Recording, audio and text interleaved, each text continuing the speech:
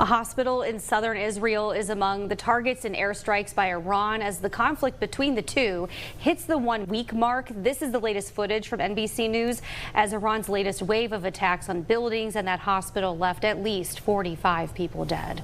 Israel also making its own missile strikes against Iran, and in Washington, President Trump says he's still weighing his options on how to respond, including a potential U.S. strike on Iranian nuclear facilities. As we closely monitor this ongoing conflict, whether it could escalate, I'm joined now by retired Marine Colonel and Mahoning County Veterans Service Commission member Brian Kennedy. As always, thank you so much for joining us to weigh in on these situations. So what we have overseas right now is an evolving conflict. The president says he's weighing whether the U.S. needs to jump in, make a move against Iran. He says Iran cannot have a nuclear weapon. Here's what he had to say yesterday. I don't want to get involved either, but I've been saying for 20 years, maybe longer, that Iran cannot have a nuclear weapon. And I think they were a few weeks away from having one. So what would influence the decision for the U.S. to get involved or not? Lindsay, what would prompt the United States to take direct action in the form of taking out a known nuclear production site would be that we have determined that Iran is an irrational actor and should never have a nuclear weapon, because once they have a nuclear weapon, they would be known to not be subject to nuclear deterrence and would use it once they had it.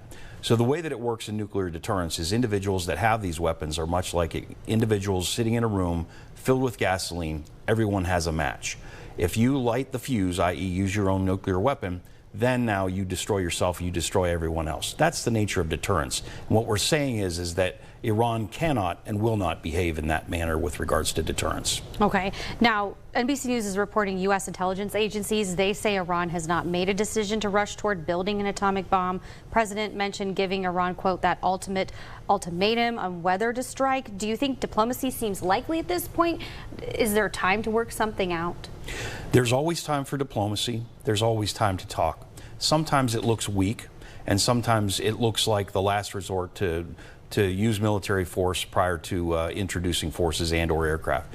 My thought would be is what has changed in the last 7 days that now prompts us to directly determine whether or not we need to take out one specific nuclear site in Iran as the United States. What has changed in the last 7 days? The only thing that has changed is Israel preemptively attacked Iran, largely due to a response to their own 9/11, the October 7th attacks of the previous year.